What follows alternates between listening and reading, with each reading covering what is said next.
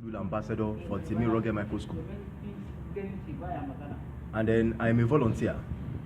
I've been volunteering to assist adolescent girls, stroke women, who cannot read and write in developing countries, particularly in places where they suffer discrimination and other social vices, particularly in rural areas. Today, I am here to propose what I call question, note, and answer. At this time, I discovered that developing countries, they need to shift away from note taking, from note copying, to note answers and questions, to note questions and answer. You discover that in developing countries, students will be clustered in a classroom, a small classroom having like 50 students, and you will see the teachers coming in, giving notes. They want to meet up with the syllabus, they'll be giving notes. There is no time for them to explain. A school is supposed to be a learning environment, but at the end of the day, these students are not learning anything. They will just copy notes. At the end of the day, the class is not motivating, it's not stimulating, and then most of the time, the student even lost interest. I have seen in a situation whereby if a teacher is coming in, students want to run away. They don't want to learn, so they become very lazy because the class is not stimulating, it's not encouraging.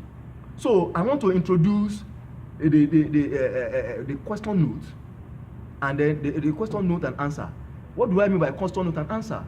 A teacher will bring a particular topic and then use question to summarize it. For example, now, if I want to teach physics, and the topic I want to teach in physics is force, I will be asking question, what do you understand by time? Force.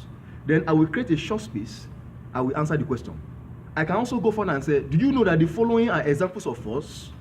Then I will create a short space, I will give the answer. If it is biology, and let me say I want to talk about eye, I will say, what do you understand by the time eye? Then I will explain it a little bit. Do you know that the following are the functions of the eye? I will explain it a little bit. So by asking question, you are summarizing the note, and then by the time you come to the class, you discuss. Now, the class will not be a place of discussion and not a place of note taking or note copying.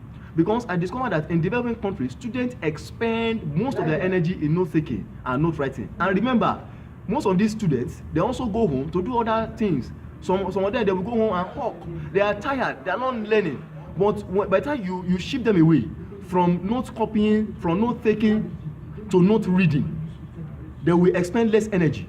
So when a teacher comes in, what he does is he will just change the class to a discussion class where they'll be discussing. When you ask questions, the students, they are curious. They want to find out something. They want to learn something. So the teacher will prepare the notes, type all the questions, and then photocopy as many as you can photocopy and distribute it to the students. So overnight, the student will read all the questions and then come to the class and they will discuss. The only note that students will be allowed to be taking or to be writing is assignment. At the end of each question, you give assignment. If you want to set your exam, most of the exams questions should come from the assignment. This is how we can help our students. When you go to some of these schools, the facilities are not there, they are not happy. So a school environment is supposed to be stimulating and motivating, where if they go there, they should be happy to learn.